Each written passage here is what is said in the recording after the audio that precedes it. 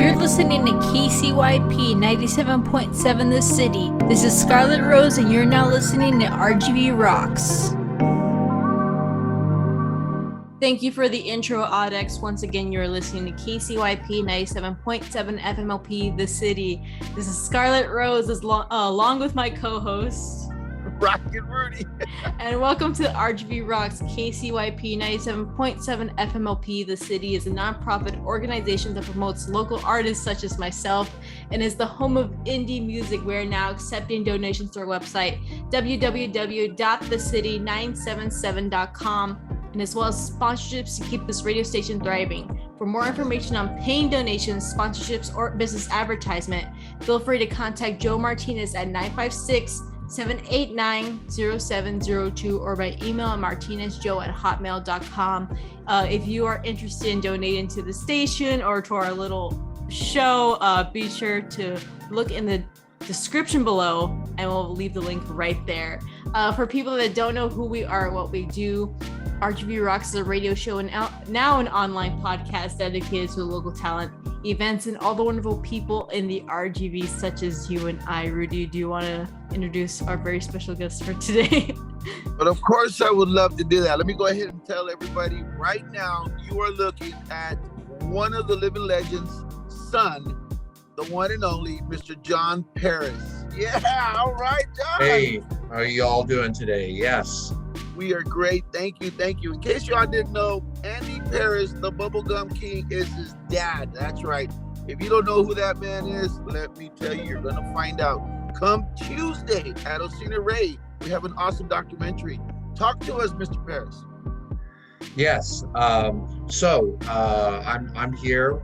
You're representing my band or my music moniker, Paris Music Corporation. And we just released an album here about 90 days ago called, it's self-titled, called Paris Music Corporation. 14-song LP. And it's been getting some, I had a PR firm pick me up and it's been getting some decent press. Mm-hmm. Nice. And what was your favorite song of that whole album there? Well, I'd like to say they're all my favorite because they're all like my children. You know, I worked really hard on this, and a lot of the work that was done was, during the pandemic when there wasn't anywhere to go really, and I was able to really kind of hone in and finish up some projects that had kind of gone by the wayside and from other things. But I really am, I'm proud of this release, and like I said, it has garnered some attention, and a PR firm picked it up and it ran with it here for about the last 90 days, and I got some decent press out of it. And it's an instrumental album. I would say that this falls in a genre, well, multiple genres really. It's instrumental, it's ambient, but there's also beats in the music as well. So there's kind of a dark wave sort of influence there. There's some down tempo stuff. There's some up tempo stuff, but it is all original. Mm-hmm. Oh, nice. A good blend of music then. Yes. Mm-hmm. It all goes well together. Yes, sir. What we were talking about, I think outside of the interview, you just relocated to Brownsville, is that correct?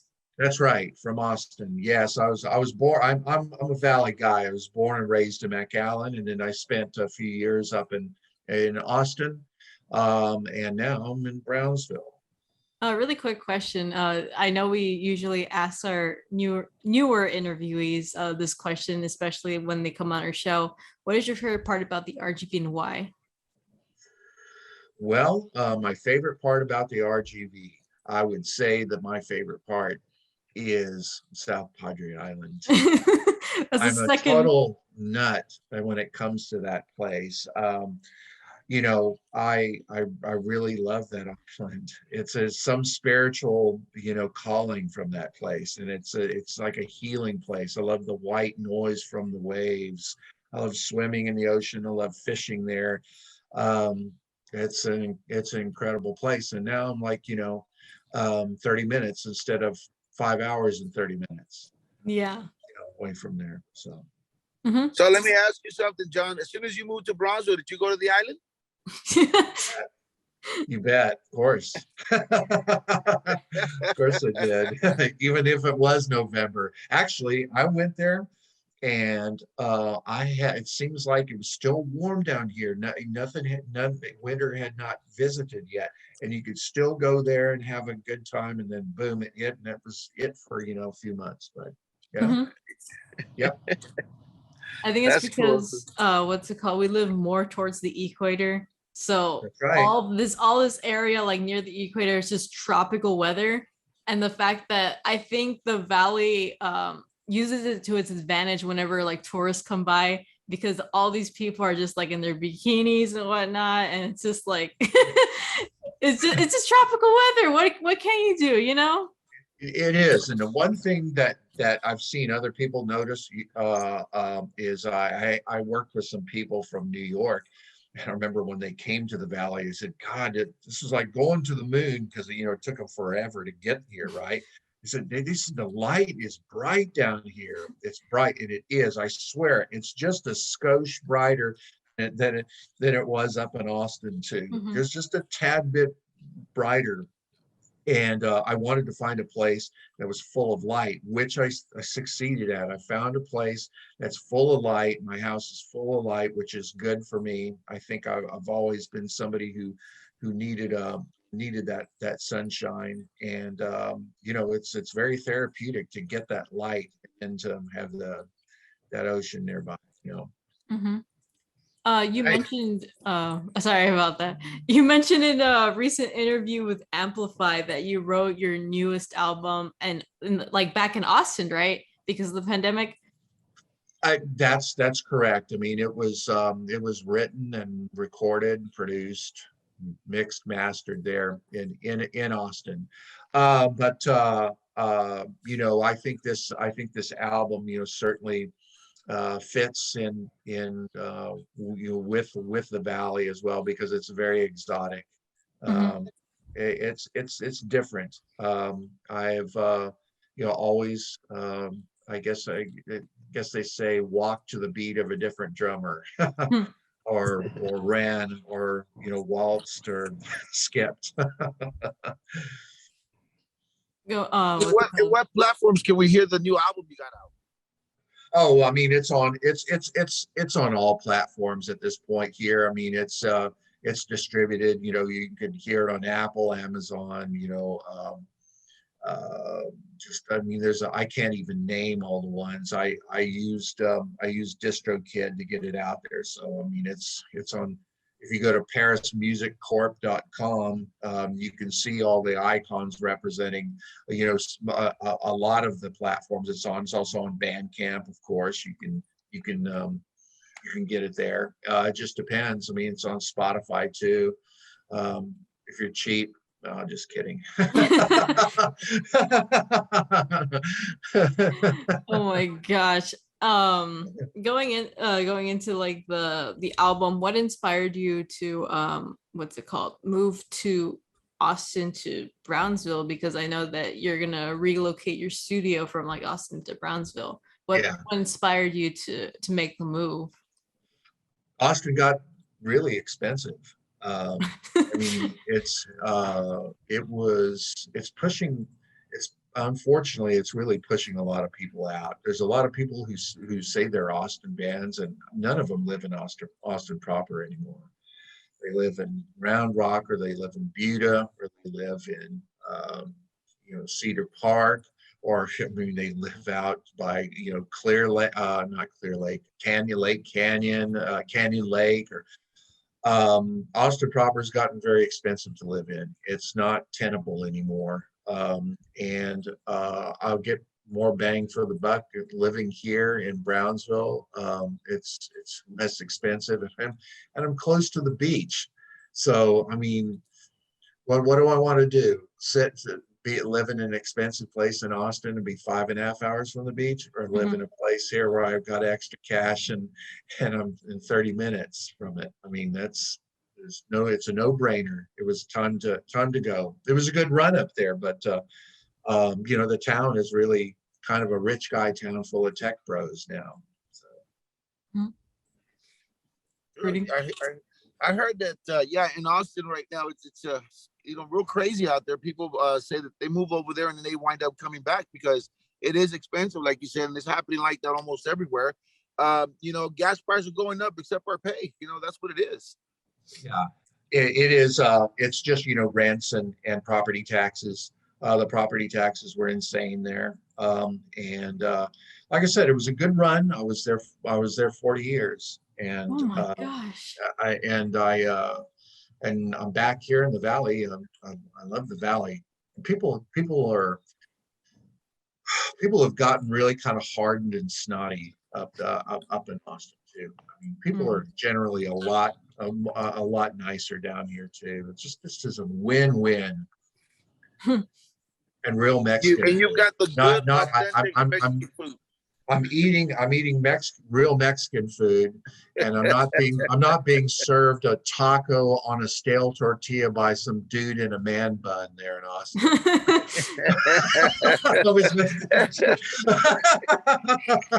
I agree. Oh my gosh, because like living upstate's a different story, especially when it comes to like Mexican food here in like the valley. Because I lived in Kingsville for about a year, and I'm telling you right now, I did not survive that well. I got I gained a couple of pounds. Okay, a couple is like an understatement, but the thing is, yeah, all I could feed on was like pretty much McDonald's, Pizza Hut, the works, the franchises. And so when it came to like Mexican food, yeah, there was like some stuff like there. But the thing is, it wasn't as great as the valley. So then I was like, you know what? When I come back from the summer, I'm gonna be feasting. Oh yeah, absolutely. So I think it's a win. It's a big win here to come down here. There's a lot of progressive and very interesting alternative bands here in the valley. I think I saw this there was a few years ago, like Cindy El Rey had this Galaxy Fair, and I came down here and I saw these bands. I was like, oh my goodness, listen to all this alternative music that's down here in the valley. There's innovative people here. And then through working on my film, and then also providing a space for interviews as I walked through the valley, which was a documentary down here. I met Charlie Vela, who's done a lot of recording and mixing and of bands down here. And by the way, he said he really loved the album. He said it's amazing mood music, and he listened to it one night driving from Edinburgh to San Antonio. So yeah. So I got his seal of approval, which meant a lot because he's a mixing engineer and he's a great music mind down here. Mm-hmm. Nice. Mm-hmm. And so I was gonna say that I know how the way you said that all your songs are your favorite songs because of course you created them. They came out of your mind and your way of playing. Did you play all the instruments on the album? I did. Every one of them. Yeah, I did. So you're a musician. Magician. I always say magician and magician does the same thing together all the time, but that's why I got to make sure I say it right. Sure. But yeah, so that's great talent right there, Mr. Paris. Really, it is. I appreciate that. I mean, I started young, with piano lessons around 9 years old, and then I was in the band program too. I was one of those band nerds or whatever you would call them. I did all that, but I have to really count my lucky stars that I got into the band program, because having a music education like that is very good, especially when you're going to go do your own thing. I mean, that you're not. I don't hold myself fast and hard to overly pedantic musical theory ideals, but I can tell you something. Having that information and breaking is really a a leg up and gives you the ability to break the rules if you want to and do whatever you want to. It's always good. Information is always good, and direction. Okay. I really, I'm lucky that that I went with that and got that music education. Mm-hmm. That's a real blessing. Yes, and that's good. That's a good learning point right there. You know, learn all the instruments you can, or be Yeah. multi-talented in what you do, because it'll get you far places. You can tell. Mm-hmm. Yeah, it's kind of gets boring, just playing one instrument. But if I was going to just pick one, and I would say the instrument that the virtuoso at, and that's bass. That's bass guitar. That's my main baby there. Mm-hmm. That's All one right. that's really the one I excel at. I play it in different styles and my own way. Mm-hmm.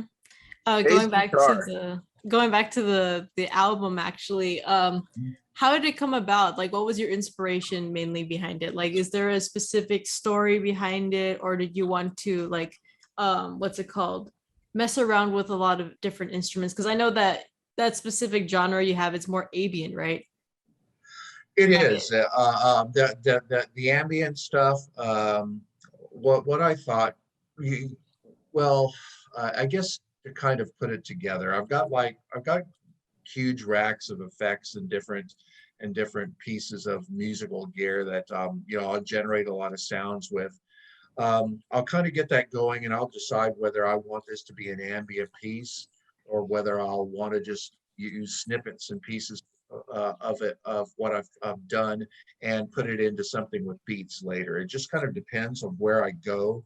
I'm kind of inspired by a lot of jazz musicians, who like to improvise. I'm a big Miles Davis fan, and so I kind of glean my inspiration from that kind of approach to music.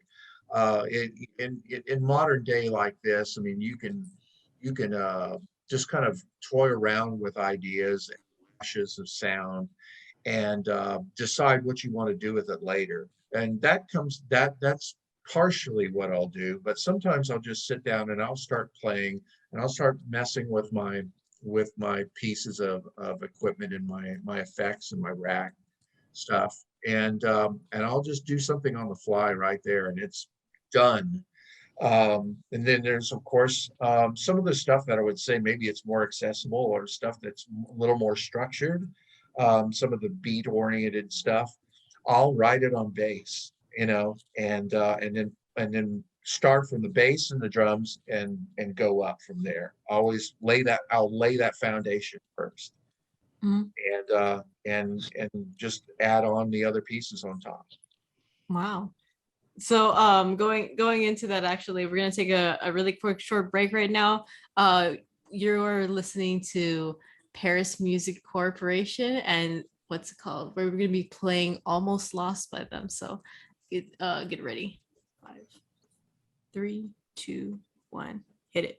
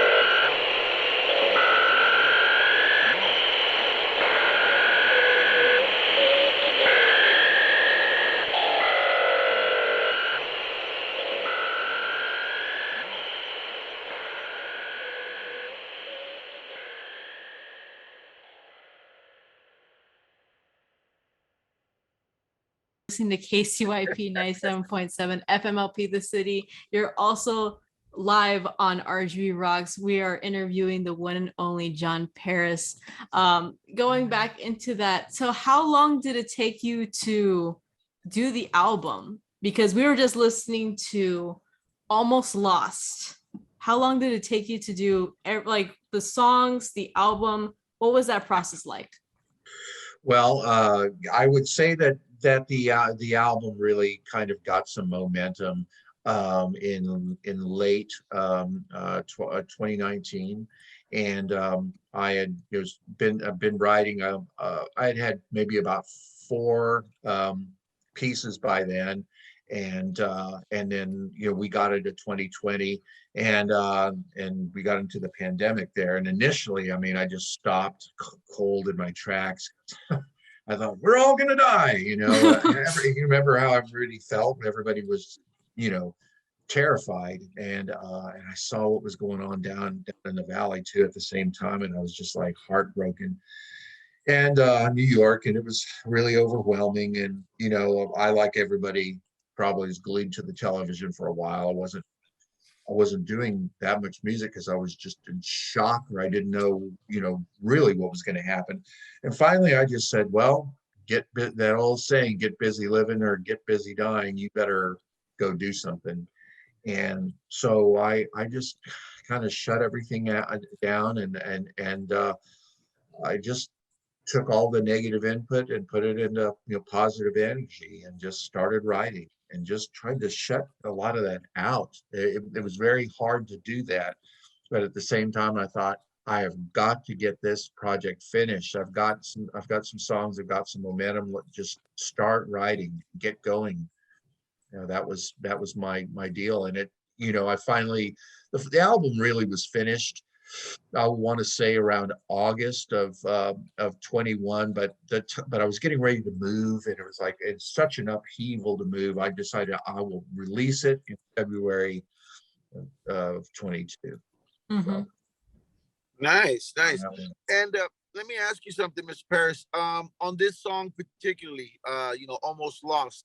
Yeah. What was the meaning behind that song? What made you create this song? And it looks like you put a lot of passion into it. Well, a couple of different things. I'm somebody who's really an experimental musician, and I have some avant-garde tendencies. I was playing around with a shortwave radio, and there's a lot of really strange little sounds that come out of a shortwave radio, and there was like, I could barely kind of pick up a little voice, but you couldn't tell what they were saying. It was far away. And it just had this far away, like, semi-lost feeling, just of all this shortwave radio sounds, which I think are really amazing sounding.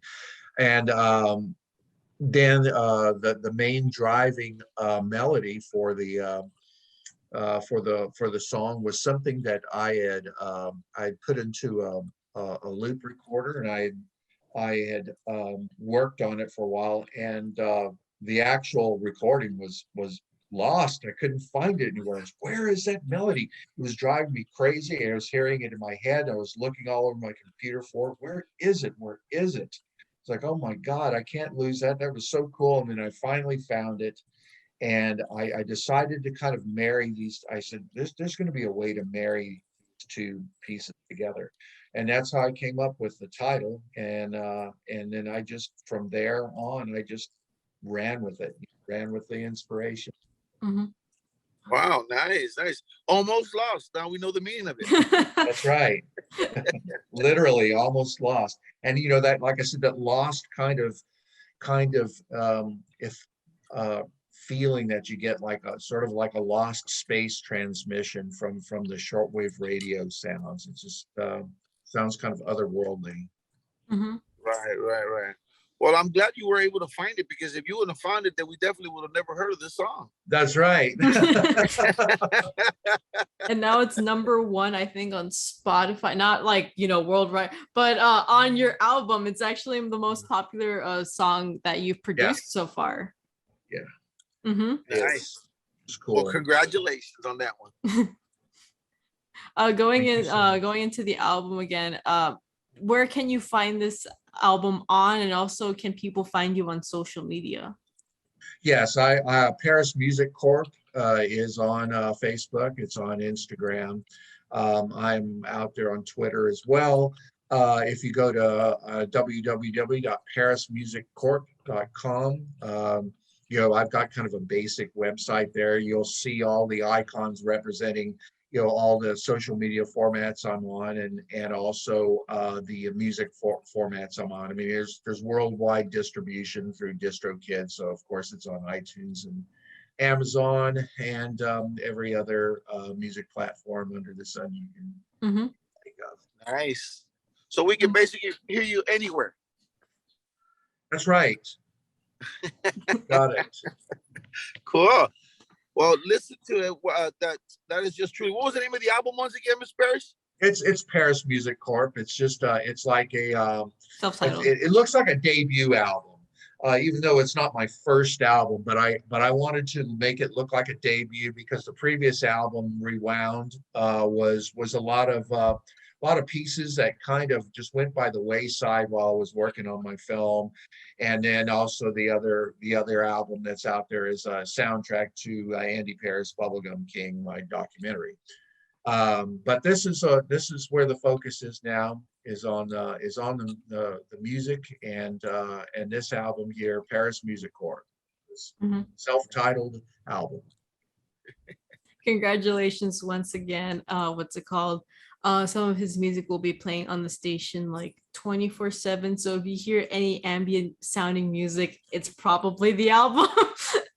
But do you have any shout outs before we leave? Yes, I want to shout out to my great PR firm, Shameless Promotion. John McLarnon did a really good job, getting the word out and getting me some of these interviews and these write-ups previous to this one. And I guess shout out to people of McAllen. You're going to be able to hear my music now.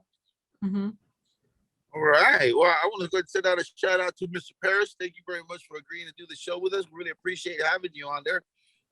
Truly going to be a legend in your own rights, of course. And a big old shout out to my two beautiful daughters, Drenna and Darlene Dre. And of course, to my grandson, Carson.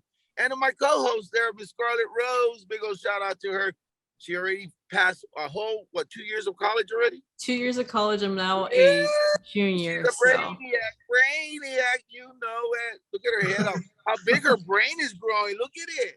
Oh my gosh. So big old shout out to everybody listening to us right here, KCYP. Thank you very much. He called himself the Radio King by accident. Oh, can I do one more shout out? Yes, you can. Hey, if Mario Salazar is listening to this, I really love your narration of these 956 fights. You put me on the floor every time. That's the funniest thing I've ever seen when he narrates the fight scenes, that these people getting into fights and ridiculousness and stuff. That is the funniest thing. It's very unique. Shout out to him, man. That guy's a funny dude. He is. It really is. He's even funnier in person. Oh my god, yeah. I want to give a quick shout out to, of course, John Paris for joining us here today, here on the station. I want to give a really quick shout out to also my co-host. I know it's been a while since I give out shout outs because I usually don't have time, but quick shout out to Rockin' Rudy, and as well as everyone listening to KCYP 97.7 FMLP, the city. We'll see you guys next time. And by then we'll probably have another special guest. So we'll see ya. Bye-bye. Bye.